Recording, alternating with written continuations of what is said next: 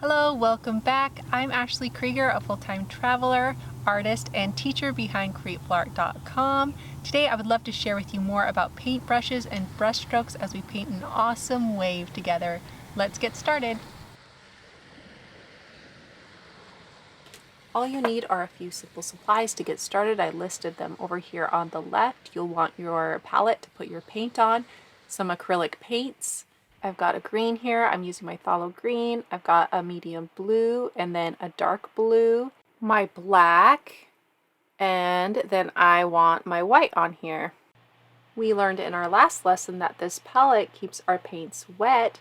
So when we come back to this palette today, we should still have wet paint from our last tutorial that we painted together. Then all we need is our red. Just make sure you have a yellow on your palette as well. Now let's mix up a nice light pink color here. We're going to grab just a little bit of red and more white, a tiny bit of yellow, and we're going to mix those colors together. I keep adjusting those colors until I get the pink that I want. Let's go ahead and make another color. You're going to just need your green and a little bit of blue and a lot of white to get this nice aqua color, and then we can begin painting. And I'm just going to put that color down with my wash brush. This is a 1/2 inch brush. And I'm going to add white to that to lighten it in areas. And notice how I'm just quickly putting the paint on in this upper left corner. This is a great time to just be loose and playful and start getting in the mood to paint and relax. It really doesn't matter what colors you place in your background. You just want to have them very light colors. So you can have more blue in your background, and this will be the sky color. You can add a little bit of gray to that color. You can put pink in. You could even put a little bit of yellow or tan in your background. So just have fun playing around, and you can also have very choppy brush strokes, or you can decide to blend it really nicely. If you want to blend, you just go over an area a lot of times until those colors are very soft and they just go right into each other. So I'm going to go with a choppy brush stroke look. That's just what I'm doing, but this is all about your personal preferences. It's a great time to be creative. You can also just follow right along. There's no wrong way to do this. So let's learn about this brush while we use it.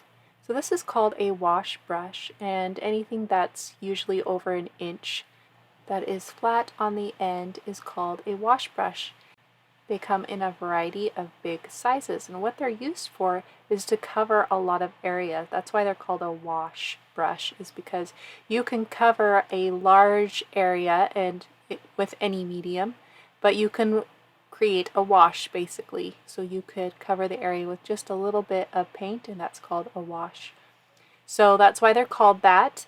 And one of the great things about them is that they do cover a large amount of area. So if I have a bigger canvas, I would want to have an even bigger wash brush. The other thing, if you notice, is that they create hard edges. So wherever I put that brush down and I lift off of the brush, it's going to create an edge there. This is really handy when you want to create texture in your background. But what if you want to have a very smooth background? You can still use this brush, and then what you would do is you go from side to side, going over the area several times to blend those colors together. And the reason why I drag it all the way over to the side is so that I don't get the end mark of the brush on my canvas. So you can see if I go over an area several times that I can blend those colors together more. But I'll still have a little mark where my brush begins and ends on my thing. So that's important to understand about your brushes, is the end of your brush is really important to the mark that you're going to get. So what if I wanted to paint clouds, for example? I could switch to a large brush with a rounded end, and then that would give me more of a fluffy cloud look because of the round marks that would be left when I lifted my brush up from the canvas. So the end of the brush is very important. It's called the tip of your brush. A mop brush would also have a very round end, and it would be thick all the way around the whole thing. So you see where I have the gold part of my brush? That's called the ferrule, and that ferrule can be squeezed at the end to make the bristles lay flat. or it cannot be squeezed at the end like my round brushes that are over there on my paper towel. So that ferrule right there allows that brush to be different shaped. So here we have this one that's been squeezed, and you could have a round edge, which would be called a filbert brush, or you can have a mop brush, which is round at the end and also round at the ferrule. So right here in the center of my painting, I'm going to put some light yellow right here, just to make it seem like the sun is glowing through this wave. If you want to do that, great, but your background doesn't have to look exactly like mine. Don't worry, because actually every painting that I painted, I've had a different background for this wave, and they've all been beautiful. The key here is to just have a light background. Once your background is done, we can move on to the next step. So now we're going to paint the wave, and here we have a round brush here. This is a size 8 brush. They come in all different sizes. They get really big, they get really small. The really small ones are called detail brushes because you can use them for details. Let's paint the wave with one of these round brushes. It doesn't matter what size as long as it's medium sized. And we're going to put it in our light green. I'm going to create a curve, so just a slightly over to the left, slightly down from the middle. And then I create a spiral at the top, and then it meets those lines. If you need more paint on your brush, go ahead and add it. So notice that nice spiral was a 1-stroke spiral, and it creates a very smooth line. When we want to create choppy lines, we lift up from the brush and make shorter lines. Notice how the ends of those lines have a point to them. That's what these brushes are great for, is having a point, and then you can push down on your brush and create a thicker line. So let's just add more lines following along the curve of this wave, and let's practice the pressure that we put down on our brush. Let's also practice making smooth brush strokes and then making choppy brush strokes that are short. So notice when you add more pressure onto your brush, then you're going to get a thicker line, and when you lift off, you'll get a thinner line. So it's all about the pressure you put on your brushes. So if you can imagine that these brushes come in so many different sizes, what if we had a brush like this that was a bigger size? Do you think you would get a thin line or a thick line? And I'll answer that for you. You would get both. You could use the end of your brush to create a thin line by not putting a lot of pressure on that brush. And then you could push down on that brush and create a very thick line. So now I've added dark green to my brush. I'm going to add some lines in here that are darker. So notice on the wave that we have this point, and then this point, all the lines meet up to that point where the wave curves around. So these lines kind of follow each other, and it gets thicker down here at the bottom of the wave. And you're making it thicker with just having a build-up of lines going in the same direction. So we're going to want to have dark lines, and we're going to want to have light lines, because we're going to have shadow areas in our painting, and then where the light hits this wave, that's going to be the lighter areas in our painting. And you can see where the wave is closer to the sky back there. I'm not going to cover all of that sky color. I'm going to let some of that sky color show through, and it'll appear as if the light from the background is shining off of the wave. So we're going to focus on creating the dark colors on the bottom edges and the outside edge of our wave. So even here on the tip, I'm going to add some darkness, and that will create more contrast to make it pop out a little bit more as well. But then when I get to the thicker part of the wave down here at the bottom, I will focus on putting the dark near the bottom edges, just like this. So again, we're practicing with our brush strokes, and notice how some of the color is skipping. Skipping just means that you can see some of the background color when you are putting the other color over it. So you see these little speckles. Okay, the reason why we're getting that, I don't know if you are exactly, but I'm getting that, is because my background is drying. It's almost completely dry. And so I will need to add a little bit more water to my brush or more paint if I want to avoid that. And now I'm starting to go back and get different colors. So I'm working on some middle blue colors. This is a great time, again, to be creative, because your wave doesn't have to look exactly like mine. You could make your wave more on the green side, or more on the blue side. It just depends on your personal preferences. You could even add more pink or more yellow into yours. It just depends on what you like. Just remember that the colors get darker as they get closer to the bottom edges and you're good. You can also work on your spiral. Maybe if you feel like it needs to be changed a little bit, this is a good time to change it. Of course, this depends on your personal preference and what you like. And then the height of your wave down there underneath your curve, it needs to be a little bit away from the bottom part of your wave. So you can have it be a little bit more like I had it before, or you can make it a little bit closer like I just made it. I personally don't want them touching, so I'm just going to leave it like this. Now basically we're just adding in layers of our colors. So you can grab the medium blue, the dark blue, the green, whatever you want to grab, just go ahead and make some lines, and you can go over the lines that are underneath. You can build up thicker areas in some of your other lines. You could even work on your curve a little bit more, making your curve just a little different.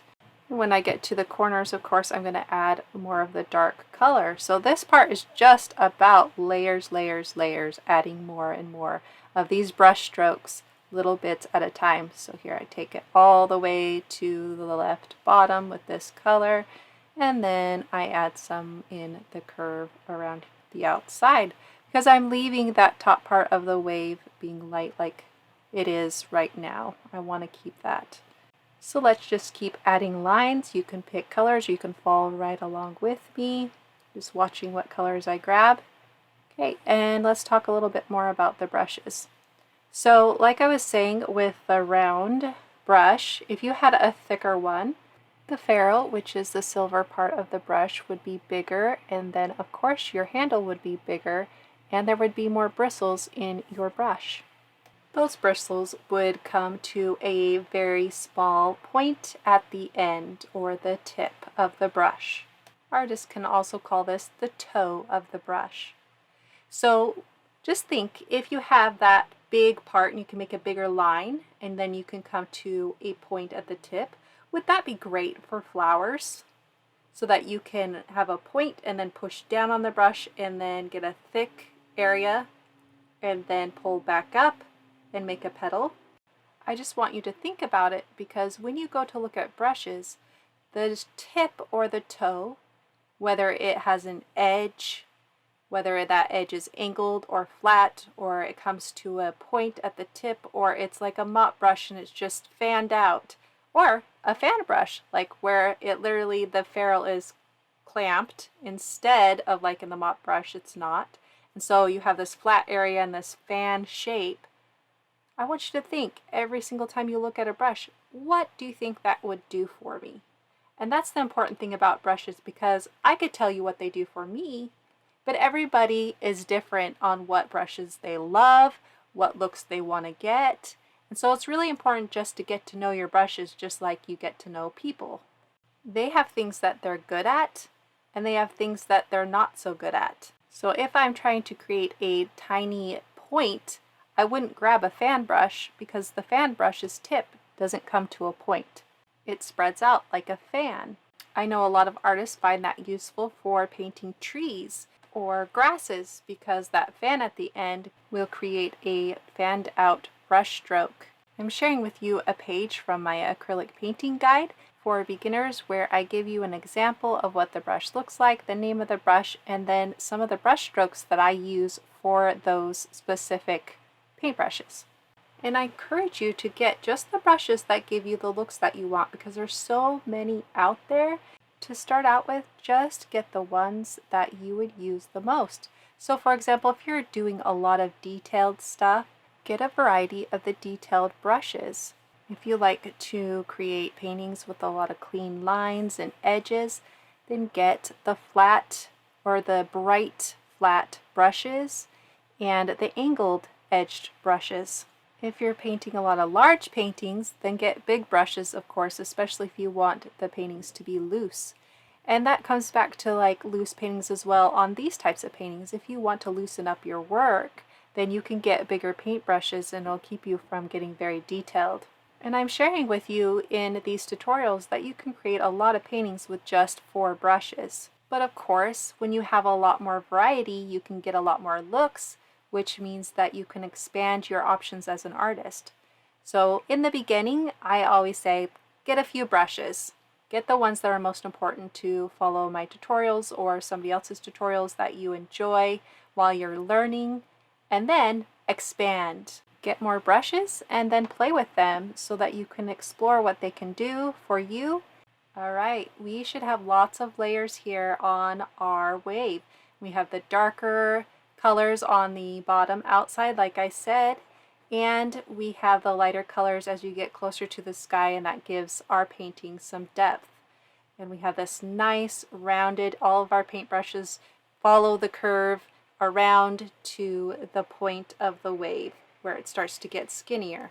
If you feel like you need to fix anything on your wave, add more colors, adjust those colors, fix the shape, anything that you feel like you need to do, let's do it now before we go on to the next step. Now we're going to paint the splash and the foam along the edges of our wave here. And we're going to start with our round brush and some dark color. This is the shadow area, and we're basically just blotching on some of this darker area at the top of the curve of the wave, and a little above it too. This brush is great for creating inconsistent marks and blotches. This is a very, very fun way to paint. You're not trying to match my lines or blotches exactly. Just go for the look of this blotchy, inconsistent look, and yours will turn out great. So just have fun blotching away with this dark color above the wave, and I'm going to follow it over here on the right and just add a little bit as well on the tip here. The other thing I like to do is add some detail, and you can do this if you want or you don't have to, but these are some lines from the foam, and I just create some inconsistent lines right through here with the tip of my brush. Now you may not like this look, and if you don't follow it. Sometimes it's nice to have details, and other times it may feel cluttered to you, or you just don't like the look, and that's okay. But if you like it, go ahead and follow along. Now we need a bristly brush, and look at these hairs on the brushes. All of them are different. So here I have a bristle brush. These are synthetic, and then I have a toothbrush here. Synthetic hairs can be softer or they can be really coarse like this toothbrush. Okay, and then we have our hog hair, which is a really bristly type of brush, and that is in this brush right here. So I can use this by putting some white on the end and then pull back on the brush, and if it's stiff enough, it'll flick that white onto my painting here, and I want to create the splash with that brush. But notice here how the bristles are a little sloppy. They're not stiff enough to get that look. So it's not a great brush for this. So like I said before, brushes are only good if they give you the look that you want. So I'm going to find the brush that will give me the look that I want, which isn't a paintbrush at all. It's a toothbrush. See, notice I can flick it and get splash marks when I put my white paint on it. So I'm going to concentrate on this top area of my wave, flicking off the white, and then also on that bottom left side on top of the wave. Flicking paint with heavy body paints is actually really hard. Because it holds its shape, it sticks in the bristles. So it's better to have a soft body paint, or even better is an acrylic ink, which is a great paint for dripping and splattering. So since I don't have that, I'm going to go back to my bristly brush here, and I'm going to start creating texture with that bristle brush. And then notice I can take my round brush as well, and I can put in the inconsistent texture with the round of my brush, and that's the look that I'll get with that. So watch as I play around with my different brushes to get different looks. I'm going to just show you how I pull it together and make it look the way that I want with what I have available. Now if you don't have a toothbrush available or that other bristly brush, look, you can just use your round brush for this and follow right along. I just want to show you those brushes and the different splash marks that they create. And I want you to notice that they create a different look.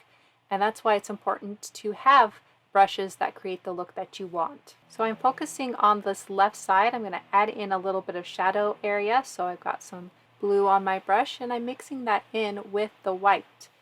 So there'll be some more shadow areas of the splash, which will be darker. And then there's going to be some pure white area of the splash, which will be the light part that glows basically. And then some shades of that color in between. And that's what gives it more of a realistic look. Also, details can give it a more realistic look as well. The more details you add, so if I add some foam right here, I can get a more detailed or more realistic look because this is what is in a realistic wave. But I'm not going for realism in this painting. It's actually more of an impressionistic look. So you can decide if you want to go more impressionist, you would have less of the details. You could get more playful with the shapes that you create, the colors that you use, and it doesn't have to be so realistic looking. It's a style that is in between abstract and realism, and it follows more of actually representing an object. So we're representing this wave, and so it looks like a wave. People recognize it as a wave, but we can get playful with that wave and do things a little different. So notice how when I use this brush, I'm getting a sporadic kind of choppy look, and it starts creating more like, okay, this wave is starting to splash right here. And I can grab my round brush and I can add in some of those same shapes. It's just going to take longer. I have to make the marks that that other brush created all at once individually. Now I'm going to focus on getting some white in this top area of my wave. I'm going to start way over here on the very left part of the wave so that it looks like those two areas of the splash are reaching towards each other. And that's the movement that I'm adding into this painting. That movement just creates a more interesting painting to look at. I want you to notice when I'm adding the splash to the very tip against that yellow background, it's barely noticeable. So really what I'm doing right now is adding texture, basically. Because the color isn't noticeable, I'm just basically creating that texture because I have heavy body paints and it keeps its shape. When I add a lot of paint to my brush, then I can transfer a lot of paint in certain areas, creating a texture that I want. So right now I'm creating a rough texture. I'm adding that white onto the top of my wave in a very sporadic, rough way. So some of the texture is going to be thicker in other areas, and when it dries, it will feel rough on the surface of my painting. So I can do that also with different brushes. Whatever brushes you're using, you can create the texture, different textures with that brush. So here I'm going to have less texture because I have less paint on my brush, and that paint is spread out more on my brush, and so therefore it's going to have a more consistent texture. So you can get different textures with different brushes using heavy body paints. You can also use different tools instead of paint brushes to get different textures. So you could use a card or a palette knife. If you've ever seen a palette knife painting, you can see that they use the smoothness, the smooth edge to create a smooth surface of their paint onto their surface, and then they can cut with it, and that will create a very sharp edge. It's very fun to play around with different tools and figure out what they can do for you. So here we've added a lot of white splash on top of our wave. You can add as much as you want. Notice how the dark versus the light creates that shadow needed in the splash of the wave. That contrast right there really makes it pop. At this point you could say, hey, I'm done with this painting, or you can keep adding more splash based on your personal preferences. You could also add other colors into your splash, like the turquoise or the pink if you would like, or even more of the darker blue. This is a great time to look back at your painting and make changes based on your own personal preferences so that your painting will be unique to you and you'll like it more. Thank you so much for joining me today. I hope you had fun. I hope you got to relax and learn a lot, and that you love your wave painting. I can't wait to share more. I hope that you come and join me again, and I'll see you in my next tutorial.